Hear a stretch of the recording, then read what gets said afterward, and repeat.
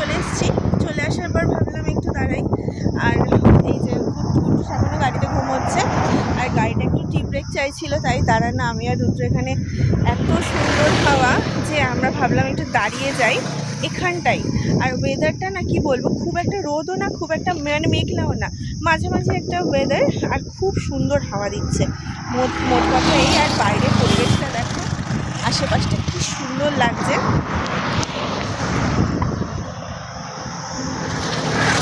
যাই হোক, কতটা কথা তোমরা শুনতে পারবে আমি জানি না। এখানকে নর্থ স্কুল দেখা যাচ্ছে।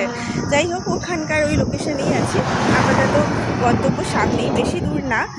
তাও ভাবলাম টি ব্রেক চাইছে বলে একটু দাঁড়িয়ে যাই আর বাইরের পরিবেশটা একটু উপভোগ করি। চলো, তারপরে আপডেট আস্তে আস্তে আসছে তোমাদেরকে, কোথায় যাচ্ছি কী বৃত্তান্ত সব কিছু। তোমার কেমন লাগছে? একদম দারুণ, ফাটাফাটি ওয়েদার, ফাটাফাটি রাস্তা। ড্রাইভিং তো করে আসছো? না ঠিক আছে, টার্নেস লাগছে, ঠিক আছে, ভালোই লাগছে।